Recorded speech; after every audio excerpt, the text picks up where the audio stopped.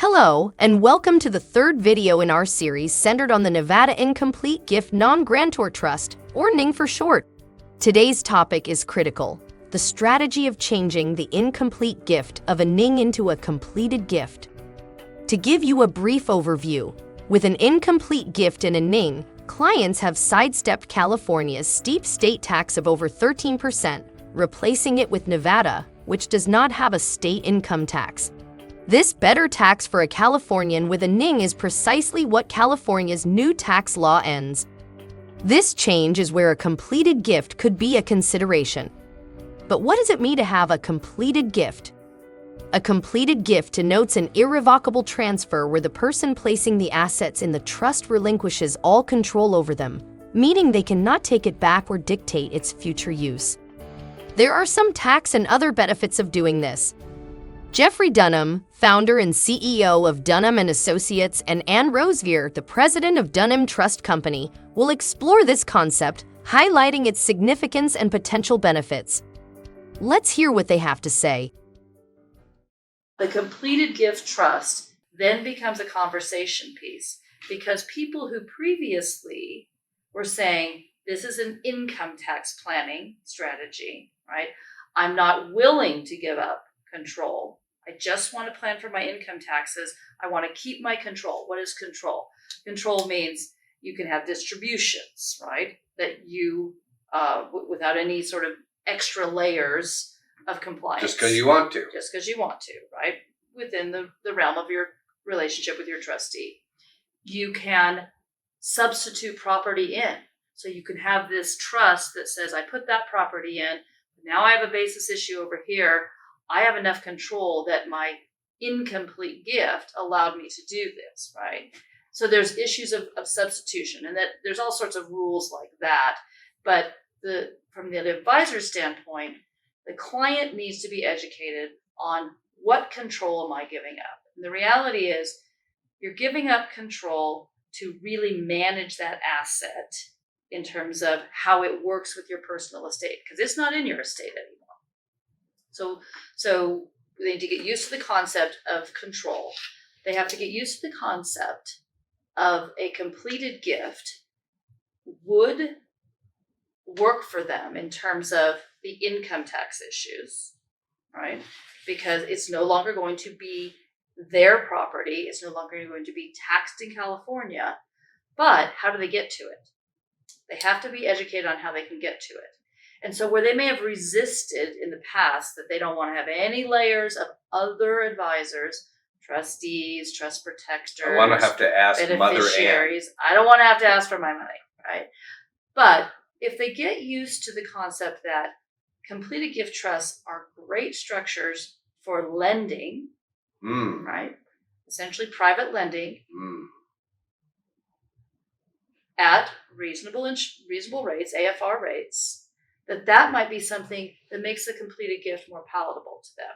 So they're addressing income tax issues because that completed gift maybe can go live somewhere else and not be subject to what California wants from you. But it could lend to you. It could distribute to you, but you have to have other parties involved, children, for example, who also benefit from the trust. But when you say, I want $1 from that trust, meaning I, the grantor, the client, we as trustees have to go talk to the children and say, your mom and dad want $1. Is that okay with you? I mean, that's a really simplified view of what they call the or $1 million party review. Right. Or $500,000 or whatever. But the point is that now that the ING structure results in different math, the client needs to go back to their advisors and say, tell me again about changing incomplete gift to completed gift, and let me see what my comfort level is with that because of the math. So you say the client has to go back. You give some very valuable advice here, and I want to unpack completed versus incomplete. Those words are not something in my experience that the client is not in their vocabulary. My personal experience as an investment and a salesman and a strategist not a trustee, or not a lawyer or not a CPA.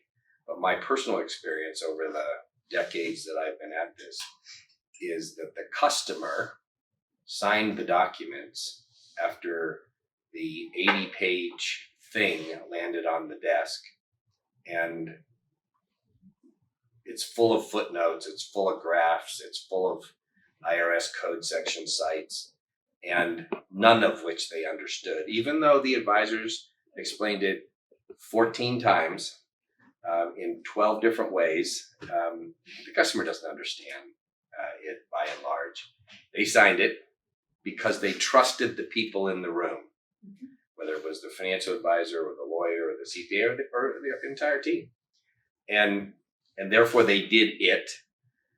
They're not even sure what they did, but they got a new account number. They got some things that they used to own in their revocable trust, which they barely understand, got moved to this thing called a NING, which they didn't understand, or the completed gift, which they didn't understand, or the children's trust, which they didn't understand.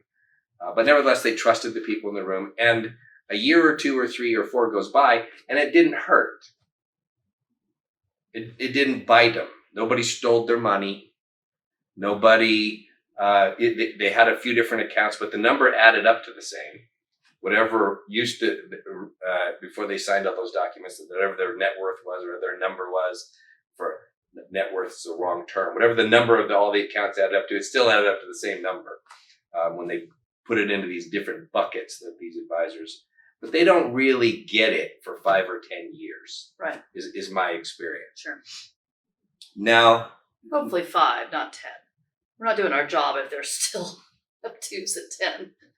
I believe that the lawyers and the accountants and the trustees and the investment advisors will speak to these terms ad nauseum to try and help the customer understand. I also believe that the level of interest by the customer is low. Sure. They just trust the people in the room. And so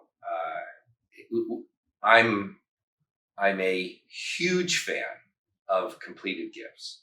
But for a client who has gone from everything in one bucket to now everything in 6 buckets or 3 buckets or 9 buckets or whatever, once they've made the transition and they've lived with that experience for a year or 2 or 3 or 4, they're not afraid anymore.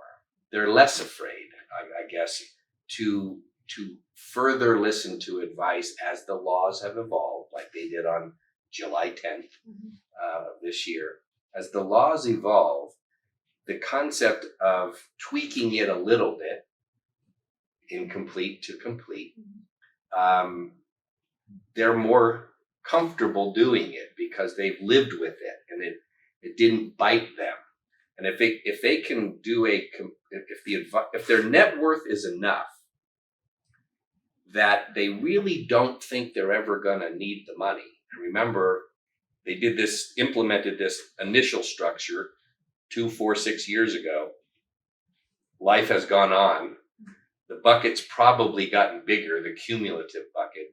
They've gotten older. And if the consequence is, I'm going to have to pay tax on all that stuff, all the income, like we've described, if I don't do something, they're more comfortable listening to what the something might be.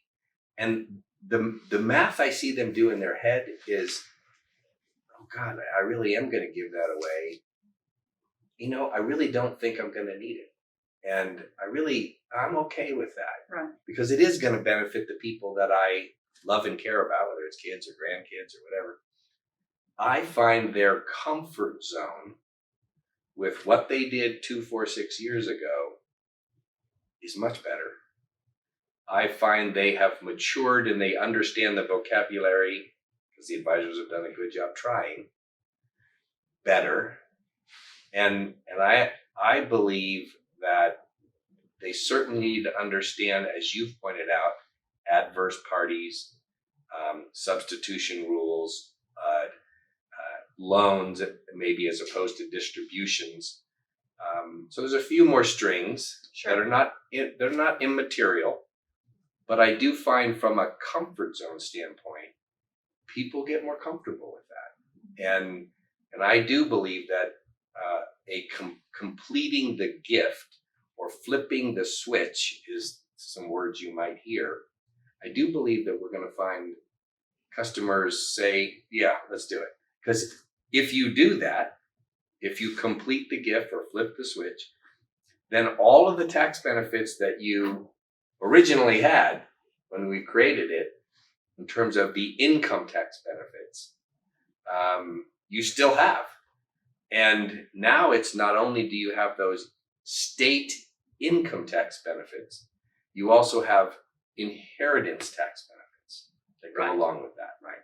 And we have to remember a couple of things. We don't want to go too far into the details of this because, again, the goal here today is to help advisors bring their client to the table and restart the conversation. Right? Talking point. The talking points. But a couple of things that I want to make sure that everyone understands. Completed gift trusts, particularly New York-based completed gift trust, they thought through that, and we have problems. You create a completed gift trust in New York, you still have income tax problems if you go put it in Nevada. I don't know what's going to happen in California. So we just want to put just a caveat on this from the legal side that thinking through completed gift may or may not in the future also be under attack. We don't know right now. So just be aware. But good footnote. But the big point here is this: is that from Jeffrey's, I guess I'm speaking to our audience right now. From Jeffrey sort of working through that is the reality of the longer you're in a relationship, the more control you're willing to give. That could be the less scary. Yeah. The less scary it is. You don't give your key to your apartment on the first date, right? So you don't. We've covered significant ground in this video, particularly around a completed gift's nuances and implications. As we continue to delve deeper, please join us for the 4th installment in our 5-part series on NINGs and the recent shifts in California tax law. There you will learn the consequences of the completed gift and its uses.